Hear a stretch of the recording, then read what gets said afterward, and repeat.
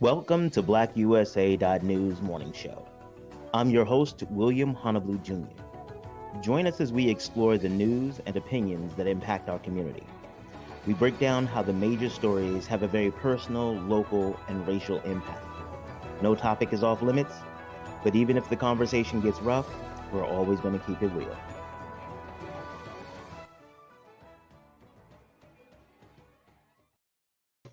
Greetings and salutations, all my people out there in internet land. I am William Honolulu Jr., and I have the honor and privilege of serving as the host of the Black USA News Morning Show. And you're probably sitting there like, why is he smiling like he's stupid? Because it's going to be a good show today, ladies and gentlemen, a great show.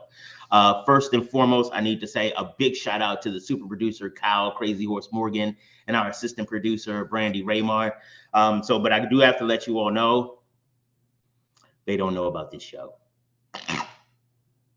They don't know about this show. I didn't tell them what the topic was today. I didn't tell them. They just know it's Titillating Tuesday. We're going to talk about some titillating. I didn't tell them we were going to talk about porn, because that's what we're going to do today. We're going to talk about porn because porn is a really big issue in a lot of Black communities. There are relationships that have ended because of porn. And actually, we're going to talk about one of those. But you can't have a Titillating Tuesday without the chief titillator. And bringing to you now live to the screen is Stacey Dennis, the chief titillator. Hey, baby, how you doing? Who approved that title? Why gotta be the chief titillator? It's funny today. There's no one approved anything we're doing today. Like, this is all me. I didn't already prayed. Please don't let us get banned. Please don't let us get banned. William got us into some stuff, or y'all. Please don't let us get banned. Oh, so I nobody has any idea about this conversation today. I didn't post it until last night. I wanted to make sure that that people, I wanted to shock it all. That's what I wanted, because the reality is that pornography predominates most of our society. The reality is that most people, most of the technological advancements that we have are based in pornography. You think the internet just proliferated because a bunch of scientists early on were like, hey, let's share more data. Now, don't get it twisted. I love scientists. My son's a scientist, and I'm a scientist. I'm a scientist part-time. I'm a paraprofessional scientist. So no diss to scientists, but do you think that that's how the internet flourished? No, most of the investment and stuff like that has been in porn. Mm-hmm. The especially as it pertains to the amount of data that moves through and the quality of video and stuff like it. Hell, the people who developed my camera probably did it to get better, so you can see wrinkles in the labia. Hey. So that's the thing. So Stacey, again, I'm at least trying to look at my old show notes, because like I said, we in new territory today. So tell them about yourself in case they don't know how you titillate people. Tell them how you titillate. Okay. Don't listen to him. I don't titillate anybody. I heard stories. Don't do that. I heard the stories. I don't titillate anybody. My background is in disease intervention and prevention. I was a former disease intervention specialist for the Baltimore City Health Department, STD program, and a regional supervisor for the Virginia Department of Health for sexually transmitted disease partner services. I have developed my own sexual health education program because just treating STDs wasn't doing it. We never addressed the problem, which was the knowledge of adolescents and young adults in sexual health, teaching them about their bodies. And so that's what I do. And you do an amazing job at it. And the cool part is that you are not like the what is called the shoemaker whose kids have no shoes. Like I give big ups to you, and one of the things that I always want to give you big ups on is Khalil. You don't just talk the talk about sexual health and teaching kids. You walk the walk, and it's very evident in your sons. I just want to say a big shout out to you on that one. He's done well. He's done well. I'm quite sure that he's just like, oh God, we have to talk about this again. But part of it. Of all the things, this is not a proper mother-son conversation, but it is though, because you will never tell anyone that you were never told. Exactly, because the reality is, and we talked before about how, like, I've never been to London, but I will argue you up and down how they drive on the left side in London. Not that it's my primary information, but guess what? Because people I know and have trusted gave me this information, when it's time for me to plan to go into London or whatever, I am going to plan like they drive on the left side of the road without even thinking about it, as it is a fact in as much as my name, because people I know and trust have shared that with me. Yeah. Same thing goes when we talk about sexual health and sexual education, especially when we come to talking about porn. So I'm gonna be wiping my head down a lot. I get excited when I talk about porn. I sweat a lot. You know, I had to have that conversation with my son too, you know, because he was heading off to college, and I'm like, look, bruh, I ain't stupid. You know, I didn't just pop out, you know, in my 40s from my parents. Right. I said, I know what happened. So we had to have this discussion too, because I needed him to be able to relate to women as a gentleman, and I needed him to understand that they were real people and not people on a screen, and they had real emotions. So we had to have that talk, and I will say he's a fantastic young man. I will put that up. Emotions on the screen, they have pleasure. You can hear it. That's what it is. Yeah, no, that's it. Exactly. That's all it is. That's what that's for. So sounds like you're ready to jump into it. Let's get into it.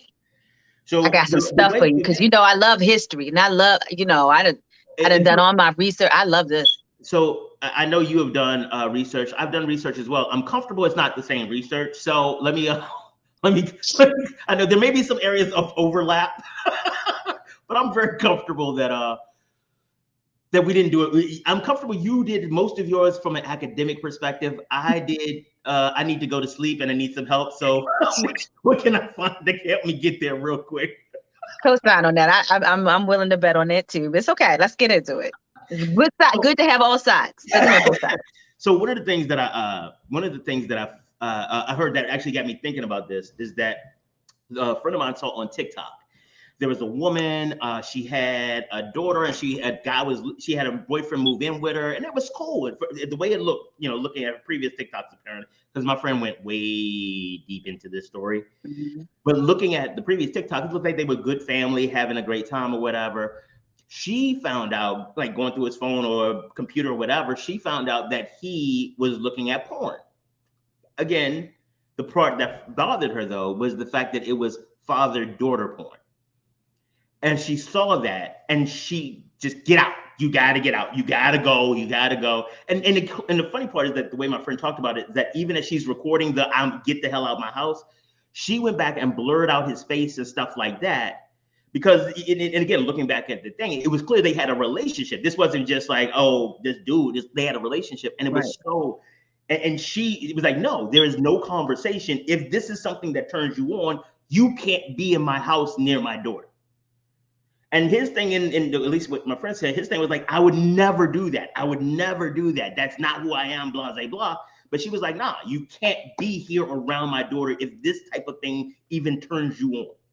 So I tried to find the video for you guys, but when I Googled father-daughter porn. Good, because I don't. So I'm going to tell you, don't go looking for this video. You will get all of the links you are not looking for. But so I wanted to show it to you all. But she couldn't find it, couldn't send it back to me. So, but don't go looking for it, because unless you're into it. Yeah. So okay, because you're a mom, you have a son, but you're a mom. No, I can understand her point, because how often are we turning on the news and a child is being harmed by their parents' relationship? Yeah. There were a couple really, really, really bad crimes committed here in Baltimore, where a boyfriend murdered a girlfriend's child. There was one not far from my house, buried her in the woods. It was terrible. Yeah. So I cannot blame the mom for going on the side of caution and protecting her kid. Not at all. I can't. And so I want to chime in too. On the issue of whether she was wrong or right to throw dude out or to break off the relationship, I think that she was right, specifically because she is responsible for the health and welfare of her daughter. And sometimes that means that you have to do things that may not be in your best interest, or hell, it may even be deleterious to you, to ensure your your children are protected. So I want to make sure that because I do have some of my questionable beliefs. I want to make sure that you all understand that's not a questionable. Okay. With that being said, I will also want to point out that Mhm. if she found this out, that means that the watching of pornography wasn't a topic of conversation prior to him being around the daughter. I don't know whether it sounds like he moved in. Obviously, this was not a topic of conversation for them. If it was, the subject matter of his preference of porn was not a topic of conversation prior to him moving in the house. Once again, we Or have to do better with our or communication to our partners. it developed while he was there because that's actually a thing too. If that was the case, she was absolutely justified to put him out. I can't even Well, no, say as a mother, I can't even falter for this. and that's the thing that I want to get into is that this idea that more conversations about this, about let's say using them, conversations and not just about pornography, but about their entire sexual history, sexual experience, and the things that they want, that may have actually prevented this situation. How? Because if we're early on and we're talking about what we like or whatever, then that may come up. Or as it evolves, that may come up. And both of us have an opportunity to learn. So if I understand that, you look at me differently, if I look at, mother-daughter porn, or actually real talk, if we're gonna talk about Black women, if you look at a dude differently, because he looks at gay porn, because I've heard that too. It's like, oh, I found my dude was watching gay porn. Oh no, he gotta go. Because if he gonna watch it, he gonna do it, blase, blase, blah. And so all of these things, people tend to live in their fears or whatever. I don't feel comfortable. And it's so funny that we have a relationship where you share your body with me, literally risking our lives together. But I want to tell you that I like other stuff we could do. Ew. And I know for sexual health, that is a big area for you. So like, help me understand how these people work. They're so crazy. Most of my job at the health department could have been prevented if people had these conversations. I probably would have had no business at the health department. There have been no positive tests at the health department if people have had these conversations. But because of the way our culture is structured, it is not. We do it. We just don't like to talk about it. Yes. And we don't want no one to know, and we damn sure don't want to be judged for anything that may be outside of what is considered normal. And so we just don't have those conversations. And because we don't have those conversations, wants and needs get missed. You may be surprised at how many women may not care that their man watches gay porn, because the hell they're watching it too. Just, I don't care. Right. And actually, there are some women who like watching it. So there's a friend of mine, I ain't gonna tell her who she is. We were talking about this is also why it's good that I don't work for anybody else anymore on a regular basis, and I have a boss who's as generous as Donnie, because we were at work and during a break talking about anal sex, and one of our friends called it prison love. So it's a whole nother conversation. Let me mark that down for the next show, because William is off. So we're talking about, and she says prison love, and then one of them, I swear it's like she went into a trance. She was like, yeah, because you're pressed up against the bars and like you have no control. And I'm like, yeah, no, tell me more. What's happening? And, and she could see, I don't know what she had seen, but she was back there. But again, it was one of those things, like the conversation about it was so, and so kind of going into it, one of my friends, when they were talking about prison love and stuff like that, she was like, she likes watching gay men or gay porn. And this is why she said she considered herself a feminist, but part of her, because of her background, was kind of a hate man. That's why I was really happy to be her friend. So for her, watching gay porn was the subjugation of men, and she enjoyed watching it. And I was like, while that sounds hot, it does sound like you should probably talk to somebody about that, because again, she was working out a lot of her own issues through pornography. And her husband, well, separate issue. That's it. I mean, They're not married anymore. just think about what porn is, and don't go to the stereotypical view of what porn is. High, fake moans and Oh yeah, kill it, baby, kill it, right. daddy. You Right. the Meanwhile, she's like, "Oh yeah, you're killing me, you're killing me." one. You know, don't go there. Right. Think about what it is. It is a person at their most vulnerable because you done opened up your body, and no matter what you may think of it, you done opened up a part of who they are to this other person for um, gratification. And then gratification is not only physical; it ends up being something a lot more than physical um, inside, which is why orgasms are so fantastic. It's not just a physical release; it's also an emotional release, and depending on how well it's done, spiritual one. So Yeah. Because honestly, that's what it there are is, more. and it's as a person at its rawest, and you may have the most upstanding, button-down citizen, but the way that they experience their release is different from yours, and that is what is um could be embarrassing for people, and therefore they don't have these conversations, not even with Yeah. the people who are closer to them, which is an issue in a lot of marriages and long-term relationships. I And know you were this freaky. Now you know. and, You know. and and also some of it. Hmm, I know in some of the relationships I've been in, one of the challenges with kind of my predilection towards sex or fetishes or sexual activity or porn is this idea that, well, what if I can't keep up? It's like, what if I'm not enough? And it's just like, well, that's a real possibility just in general. Like that's not Keep up with who? necessarily like if they couldn't keep up with my sexual desire, and it's like, but my desire isn't necessarily just about sex. It's about you. And so that Is the changes, conversation right? that But you have, so your partner does not feel that way. That's one thing, and that's a sign of really good communication. Um, but how many people think that and never say, I cannot keep up. Now he wants to swing from the ceiling. I mean, it's the ceiling joist. It's okay. There's a joist right there. I don't know if I can do this. I haven't done yoga.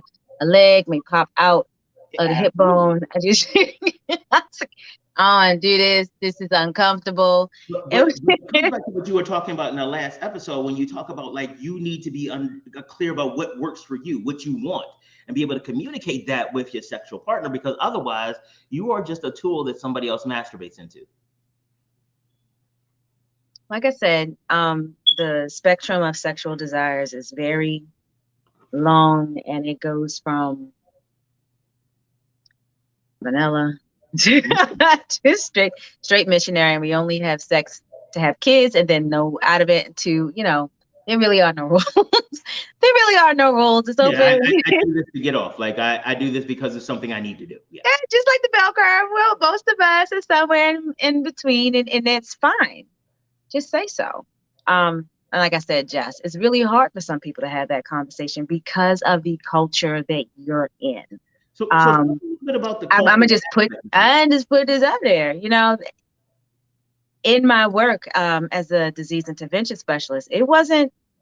I had an awful lot of religious people as clients. Um, mm, I had an awful lot of people who preached in their various religions, not just an Abrahamic one, Mm-hmm. but in their various religions that you only have sex with your wife and you should not have sex outside of it. Mm-hmm. Really, So pastor, explain this. imam, rabbi. I was like, But here, really? but honestly, I think to you again, what you've been saying, that's why I love that you are co-host for Titillating Tuesday. It is this idea about the conversation. That is the central portion of it. It is that this juxtaposition between our humanist needs to have our emotion and our bodies satisfied, juxtaposed with this social need to present a certain way to stay in the tribe. And And, that's and where like, the so watch this, Jerry Falwell. Jerry Falwell Jr., excuse me. We're familiar with Jerry Falwell Jr. You familiar with the Liberty University? Yeah. Yep. So Jerry Falwell Jr. has been literally saying gays should burn for decades. Ever. His father started gays should burn. Yep. And again, I have no problem with sexual behavior. Actually, if you want me to come and watch you should probably just drop me a line and we might be able to work that out. But I do have a problem when you on public saying that you should burn for the work that I'm doing in the background. That for me is part of our sexual problem as a country. We have all of these leaders, and I'm talking specifically about Jerry Falwell Jr. as an example, who talk about burning gays and the sanctity of life and family values. And he's getting his back blown. He and his wife are getting their back blown out by the pool boy, literally by the pool boy. When you run a school where people have been expelled from the school because you found out they had sex. Exactly. And they had kicked all, forget your tuition, exactly, forget your loans, forget your degrees, goodbye. I'm sorry, by the way, most of those were women or minorities. But exactly. We're not going to talk about that. That's a separate show. Separate show. So you have these leaders who are out there condemning those who are doing the same thing that they're doing, and this hypocrisy around our sexual identity and things like that, I think is the root cause why you, especially in religion, because okay, so now this is gonna get us some comments. All right, this you thought porn might do it. This might be it. Told you, don't get us banned. The reality is that most religions require you not to think. Most religions require you to fight an evil you will never see and be able to identify it in all of its forms. You are to follow a good that sometimes doesn't always seem so good and is confusing, but to question that good makes you part of the evil. So in taking away, whether it is Allah, Buddha, Yahweh, whoever's name is the one on your God badge, many of the religions themselves teach us not to think. Then when you have a circumstance where you are taught not to think, but then you are brought in, you still have natural physical desires. So who's leading them now? Because you're not thinking about them, because those are nasty thoughts. Those are impure. Well, I'll tell you what happens. What happens is they come out in people sneaking porn and doing things that causes them shame after they've gotten their release. And it's a problem. Look through our cases in the courts and find all of these cases. You'll find a lot of sexually repressed things, and quite a few of them have a religious origination. Yes. Because their faith of choice told them that they could not. How many lives has it destroyed when people could not be who they were, couldn't even ask the question, couldn't even find information out, which is why a lot of the program that I teach, I don't do religious dogma. I seek to build the person so that you'll be strong on your own. Absolutely. And make those decisions on your own and be okay with it. I had one parent say, I teach no sex before married. And I was like, okay. And she says, are you married? No. I said, I'm almost 50. You expect me to still be a virgin? I just need to know these things. That's not going to happen. Was the mother married? She was divorced, actually. And I tried. Oh, interesting. I wanted to say, have you had sex since you're divorced? I wanted to know it, but, because of the setting I was in, I couldn't be like, I'm gonna tell you lying. It's okay. It's okay. The hypocrisy of who we want to be and who we want to show up as, because she would, and so I had to you get me riled up. This is probably why I need show notes on this particular show. Wait a minute. I will say that I did have another encounter. Okay, I was at a party that I was hosting, and I was hosting for a bride who was getting married, like the next day or the day after. Wow. And so this was her bridal party, and she was a virgin. She was 27 and she was a virgin. So this would have been her first. And The party I was throwing, I was selling toys at the time. So the party that I was throwing was a toy party. And so she was like, ooh, what's this? And I was like, Oh. it's a toy, honey. She was like, where's it go? It was like, do you remember that old commercial, E.F. Hutton? And it got quiet. And I was like, and I did one of the dog head tilts, like my. You're like, what? And so her mother comes up to me, oh, she's a virgin. She's never had sex. And I was like, so then I'm looking at mom and grandma, who is clearing my table. Grandma and mom, who's clearing my table. And I said, y'all didn't tell her? You ain't put her on game? Anything? You ain't put her on game? Because clearly she got it in her if y'all breaking the table down. I said, she's getting married in less than 48 hours. You didn't tell her anything? Not nothing? She was like, let her figure it out on her wed night. Disservice. That is a disservice. So what they're doing is they're relying on some random dude to be able to introduce her to her pleasure. Is that their plan? Exactly. I said, this is a complete disservice. I said, do you mind if I take her in the back? I was in the back with her for 90 minutes. Oh, what'd y'all do? I said, have a seat, honey. Oh, you brought her. Okay, sorry. I thought it was another show. I was like, oh, I didn't know we was talking. Not that type of show. I said, I was like, I gave her a small mirror. I was like, before your wedding day, I want you to go down there and look at it. I went through as much as I could because this was my party. I went through as much as I could in that 90 minutes, gave her my card. And I was like, if you have any questions, call me because there is no way that you should be going on to your wedding day completely clueless. This is not the 1200s. What are you doing? What are you doing? I said, is your husband a virgin? I don't think so. I don't think so. You don't, which means y'all have never had that conversation. So what's about to happen the night after next? Does anybody even have an idea of what's about to happen night after next? But do you see how the no sex before marriage, she did that, but you didn't do anything else. You just told her no.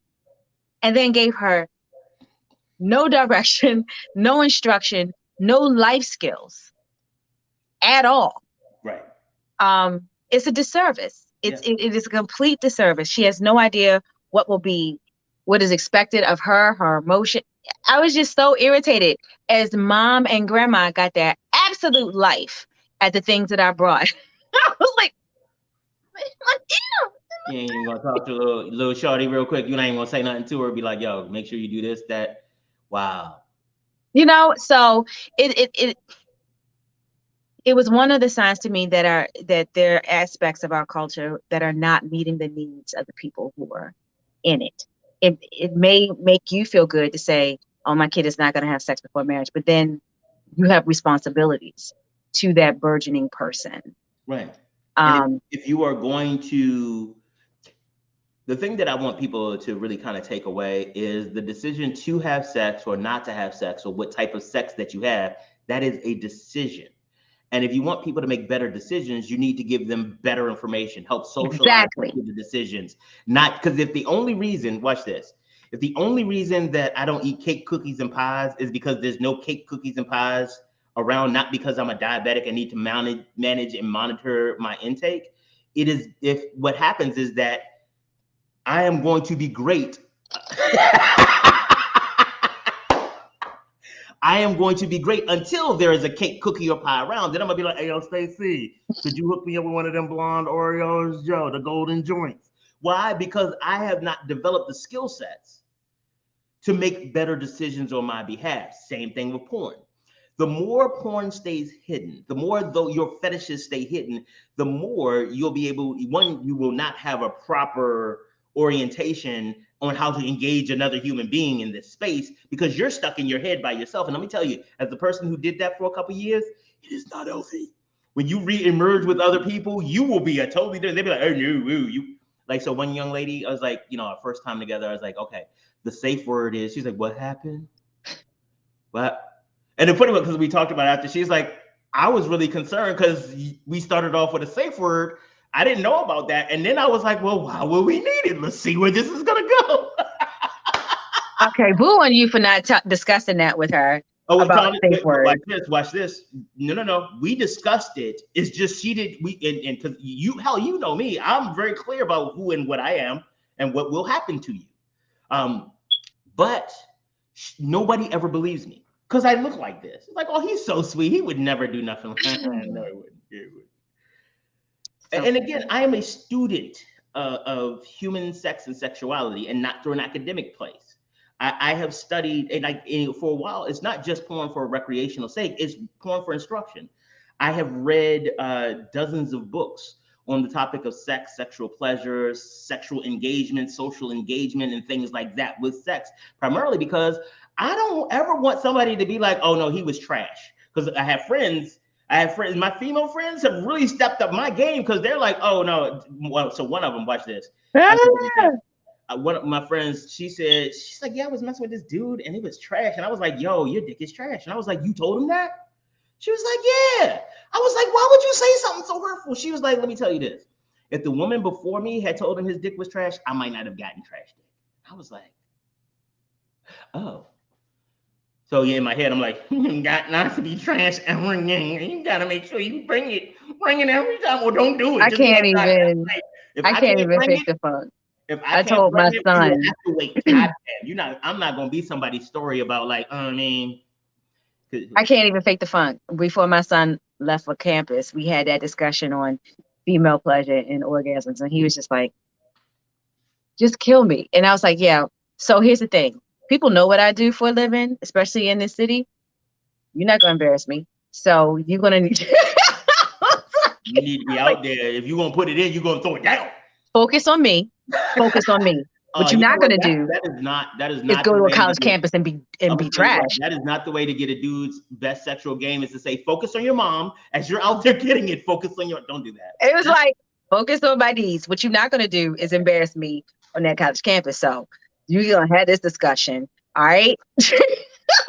And the thing that people need to understand, and this is also part about the pornography and sexual expectations and stuff like that. People have sexual expectations, and when you show up and you don't meet them, real talk, whether it's business circles or personal circles, people will let you know. Like, they let me know. I don't understand why everybody. Well, yes, I do. That's a lie. I understand why everybody's comfortable coming and telling me their sexual business. So I'm gonna tell you the part that gets on my nerves. Like you will end up, not you, but you end up having sex with a friend of mine or something, and then you come and tell me about it. I'm like, whoa. And especially why do I need to know if he's bad though? Like, because there are dudes that I know in the community. It's like when I see them speaking, I'm like, oh, you throw trash dick. Like, why do I need that information? Well, I have no comment. And the funny part is I'm comfortable, at least two of them I'm talking about, but it's okay. It's whatever. I just want to bring it back to let the viewers understand that there are lots of research out there, against porn and pro porn. But the research that I showed it has concerns for porn, does not address the fact that society has bent it this way. So I'll give William the links to some of these fantastic researchers' work. And it does say that this one specifically talks about young adults on college campuses and how they watch porn because they cannot relate to a human girl or boy on campus. It affects the way that they expect these interactions to go, because they have either problems relating prior to hitting campus, and so they just dive into porn because their body's still working, their hormones are still working. They just can't make that jump, or the way based on porn, the way that they believe that the person they're attracted to is supposed to react and act is completely different. So they're having problems. And so they go back to porn because that is what I expect the girl or the boy to act. And it's just not correct. There's no one there to put it into perspective. There's no one there to help them with these. And so they go deeper and deeper into porn. It's a really good study by Bernstein, Warburton, Busey, and Sweller.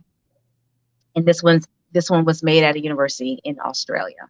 So So I'll take it from research to practical application. The reality is that when I used to work at a residence hall at a HBCU, 200 freshmen males, 200 Black freshmen males. And one of the things that I did not appreciate, or I do not, and it's still a thing about a lot of HBCUs, is many of the paternalistic rules that they have governing the interaction between the students under their care. Mm-hmm.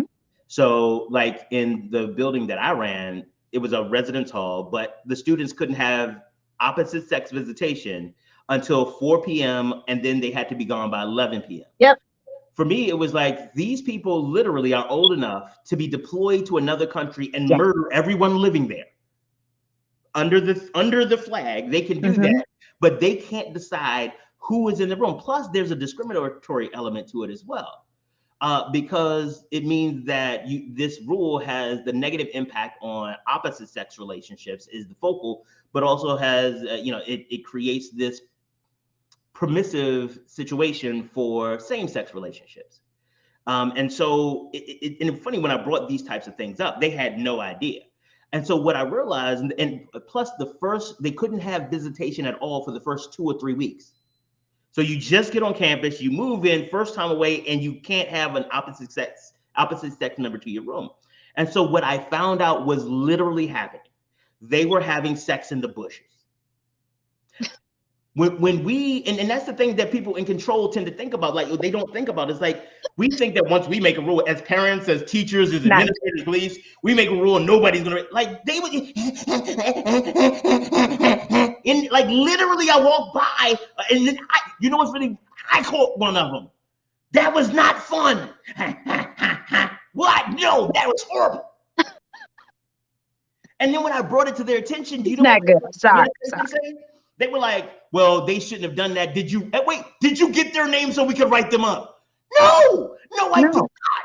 Because one, it disturbed me, but I want everybody to finish, because honestly, I know if I don't get my post-nut clarity, it's going to be a situation. I don't want to be involved in that. I've tried to separate two cats who are mating. That shit did not go well for me. Nope. And I don't even know what's going to happen with humans. Nope. But that was their issue. It was, did you find out so we can punish them? For what? That's and this is the idea, and that concept of we need to prevent sex, we need to prevent access, is one of the reasons that a lot especially in the Black community, there is so much sexual challenges, because there is no platform for us to talk about sex meaningfully. I remember one time we had and when I was younger, we had a very active youth program at church. Like, we were very active, but we were also very activists. So we were like, well, what's your thing about relationships? We want to know, how are you going to tell us? And the pastor was like, what you want me to say? You want me, the pastor, to say like, okay, it's okay for you all to have sex? No, there's literally a whole book that says I can't say that. So this is about you navigating this. Are you going to follow? And honestly, while, I struggle with sexual doctrine in Christianity, I really did appreciate that perspective. He put it back on us. It's like, no, I'm not. You're looking for me to me for permission for what you want to do. I can't give that to you. These are your decisions.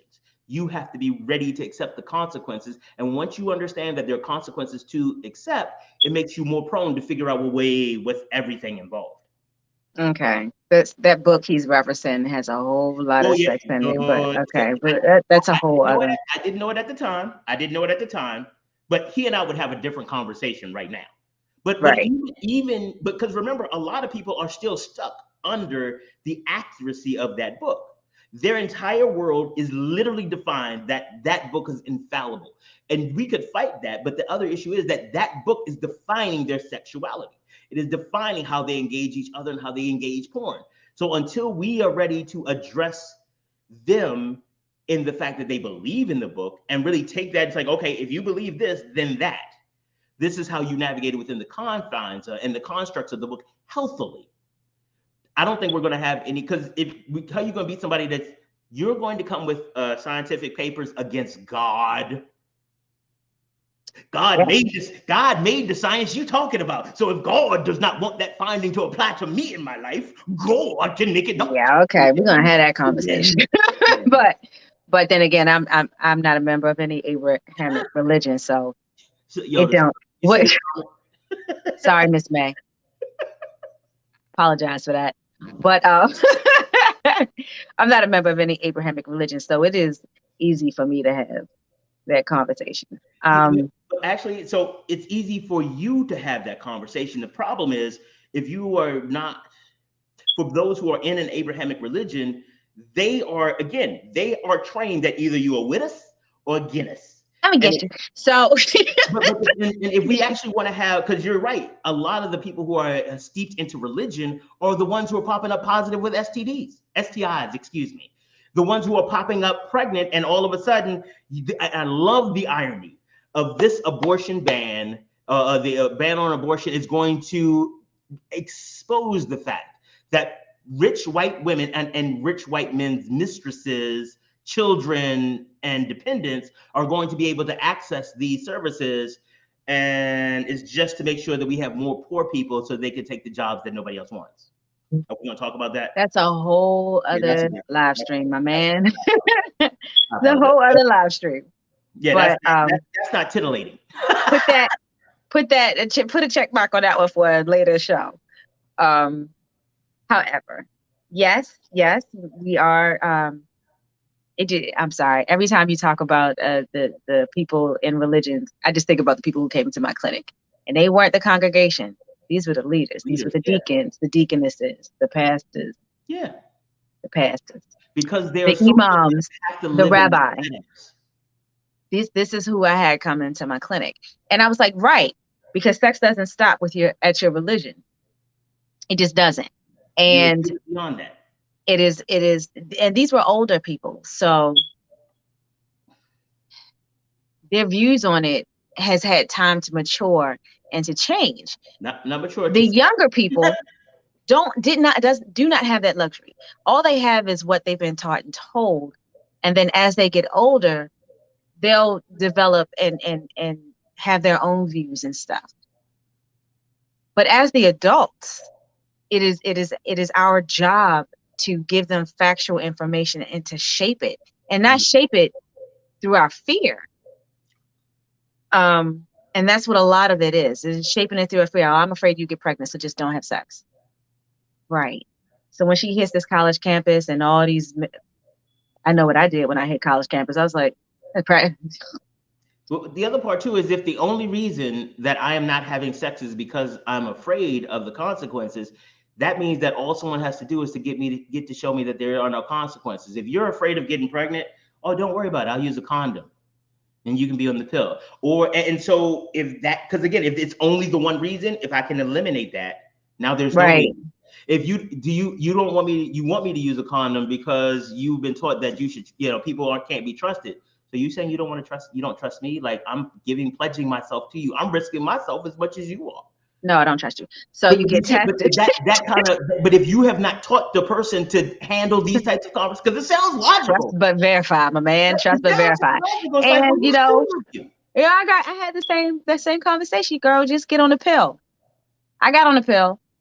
My son is 25. That's a whole nother conversation. But you trust but verify.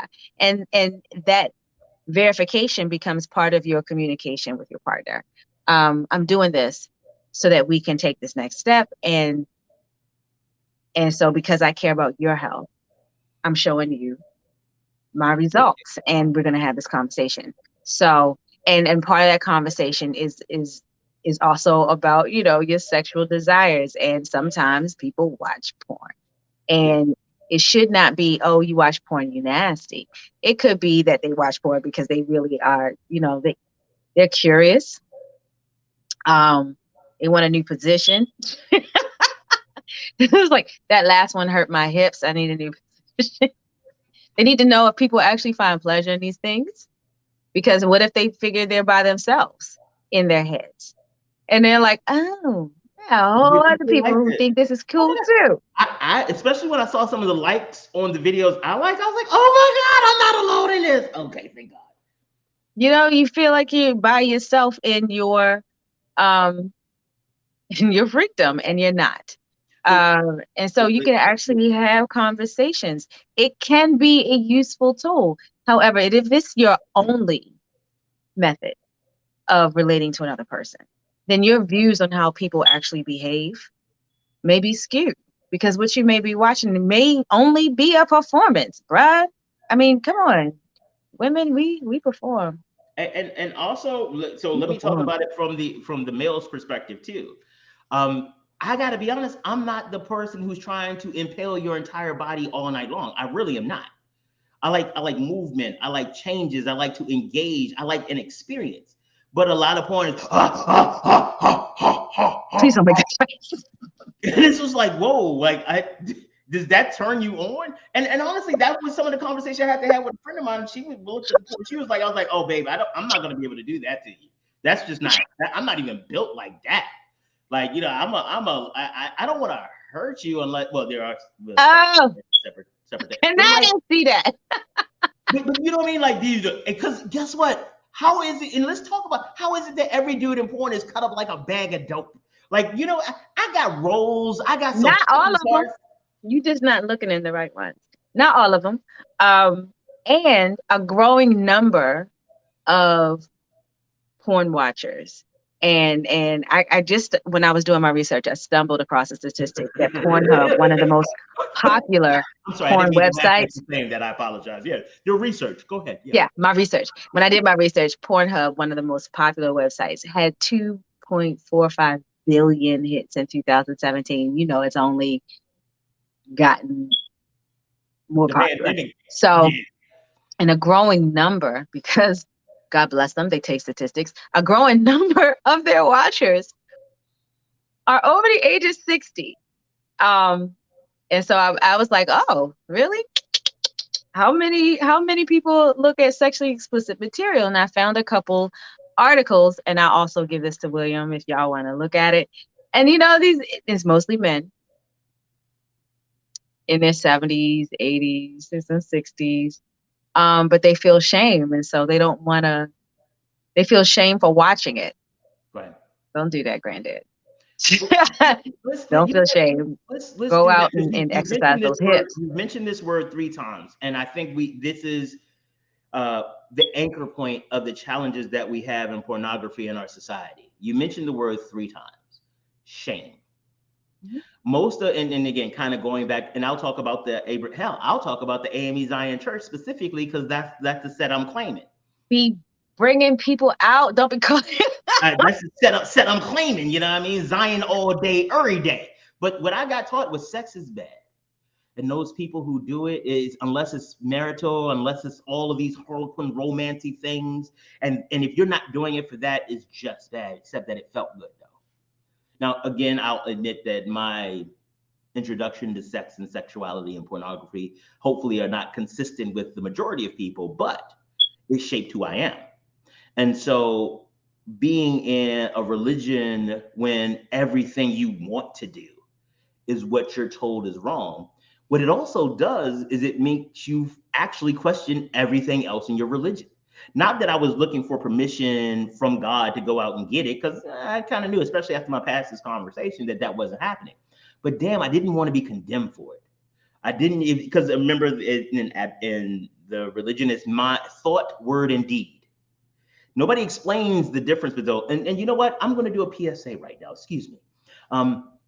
When you look at the idea of thought, word, and deed in the Bible about sin, what I learned after years of study was that the deed, absolutely, we're clear about that. If you want to steal something and you steal it, yep, that's the deed. The word isn't just I want to steal something. The word is, hey, let me tell you how I'm going to steal it. Let me do these things, because it's the word it is the actions that God is displeased with. And these words specifically are precursors to action. And the thought isn't just, it'd be nice if I had that. That's not it. It is, let me plan. Let me put things into place so that I can turn them into words, so that I can turn them into deeds. But I didn't understand that.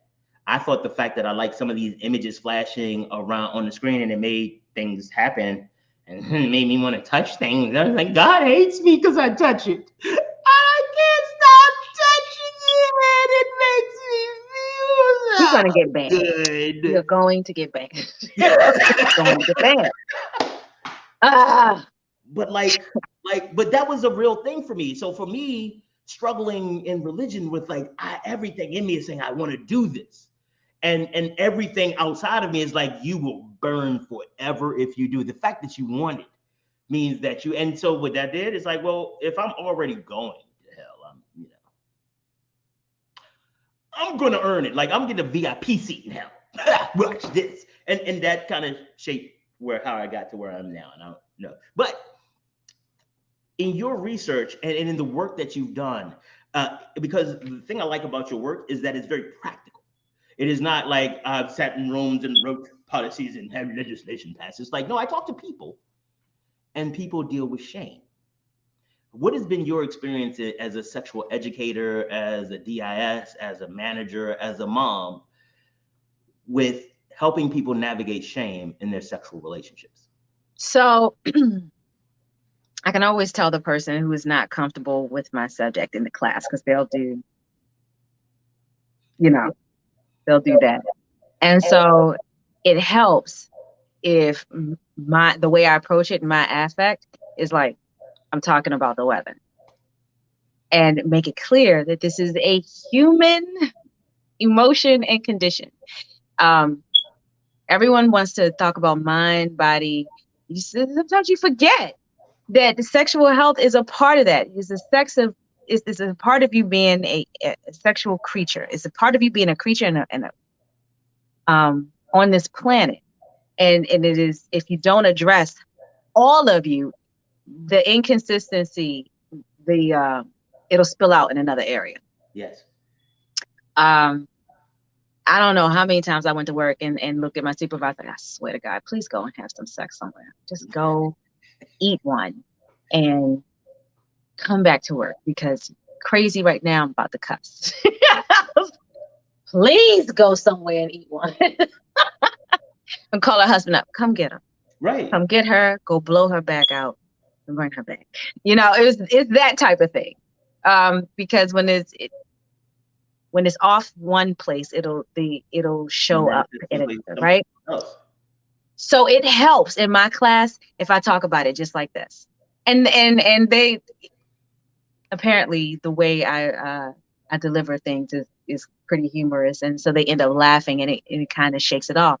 And they'll either do one of two things. They'll either be brave enough to ask me the question that they wanted to ask in public, or they'll pull me up after class. Yeah. And then I'm sitting there like this, and I'm like, "You've been holding on to that? That was a damn good question. Why didn't you ask it?" And they would just laugh. And I was like, "You're not the only one. You think you're the only one who had that question? No, you're not the only one who had that question. I was asking that question in the 8th grade," and she busted out. And they just end up laughing. And I was like, "You feel better?" And she's like, "Yeah." I said, "Good. Stop holding on to stuff. You're not the only one. You think you're the only one with a vagina?" And she's like, "No." And I was like, "Then you're not the only one with the same question." And that's I think part of the area of shame. And again, kind of going back to some of these social constructs, whether it's religion or family or what have you, it is we are so afraid of the consequences of sex that we project that fear onto our children and onto those around us. And we don't have the skills necessary, so we don't help them develop those skills. And all they are left with is shame. And some of it is because we're ashamed of our sexual practices ourselves. Like you mentioned something earlier that I think kind of goes to shame, is like when you, because there's sometimes, and I'll talk about myself, there's sometimes when you're like, okay, I need to get it out, need to finish up. And so you start scrolling real fast, and then the algorithm starts learning, like bringing you stuff. Okay, that one. And it gets you there. And then the next day you pick up your phone or you look at the computer like, oh, wow, that's the one, huh? Okay. Delete that history. Actually, I used to delete the history because I used to be embarrassed of the stuff that got me excited. But now I've hit the bookmark because I'm a grown man and this actually gets me excited. You were going to get us banned, bro. Let me show you the link. Oh, wait, that happened one time. I was doing a training and I did a screen share because I closed everything down, but I started typing in the browser and then your history. Not the history, kind of the history, but the automatic autofill. Yeah, the autofills. So if you are ever sharing a screen, do not start www.p. Don't do that. Don't unless you've deleted all of your history, because they'll see it, or change the screen change to the new screen before you click. I'm just trying to help you out so you don't have to deal with the shame of it all. Hilarious. So let's say I find myself in a position where I've been holding back some of my proclivities from my mate. And I've watched Titillating Tuesdays, and I'm like, damn, this could lead to a problem. Stacey was right. I should probably have this conversation. Man, how do I start? One, how do I find Stacey so I could hit Stacey up and get Stacey to help me on some stuff? Because I need that. Tell us about how we're supposed to get in touch with you. My sexual health education program is Whispers in My Ears, but my actual business is Ancient Arts, because it is an ancient art. LLC@gmail.com. So Ancient Arts at LLC, Ancient Arts LLC at gmail.com is how you reach me. Okay. And as for how is that okay? And you said ancient. I'm gonna make sure it's on here. Ancient Arts LLC at gmail.com. Yeah. But as far as how you start that conversation, first of all, I've had, and this is through hundreds of interviews with people, and I had to ask the question: is this person important to you, or is it just your body part that needs to be satisfied that's important to you? Because that's how you're going to go into the conversation. You don't care about them. You're probably going to just keep it to yourself because you don't care if she finds out or not, or he finds out or not. If this person is important to you, think about your sex life up until then. Has it been satisfying? Or have you just been keeping some stuff? And it's a fair question. You know, you love the person, you just don't like the sex. And if that's the case, do you love them enough to talk to them? Because if you can share your body, but you can't talk to them, that could be a problem. Wow. You know? And the longer you stay in that, it's just going to make you more miserable. And honestly, if my partner had a need and desire and could not come to me, they're going to come to somebody. They're going to go to someplace else. Wow, Number one. If I don't feel it, who's feeling it for you? You just going to squelch it down forever? No, that's not going to work. I think I told this on a Titillating Tuesday a few weeks ago, that I had an 80. He was so handsome, but he was in his 80s. Yeah. And he came in for syphilis. And when I asked how many partners he had in the last 30 days, he was just like, and it took me like 15 seconds of silence to realize he wasn't ignoring me. Dude was counting. And I was like, I can't get a decent date. You had what? And he settled on the number 30 in the last month. Like the same people? He was like, You had 30 individual. Wait a minute. I said, so 30 times in the last 30 days? He said, no, not 30 times, but 30 people. So of these 30 people, some of them you went back. Yeah. What did you do for have you eaten in the last month? You know. So here's okay. So I remember my point was that because he was gay. These were all men. Because he could not show that side of him previously, and you got to remember when this man was in his 20s and 30s and in his supposed prime, it just wasn't cool for him to be out.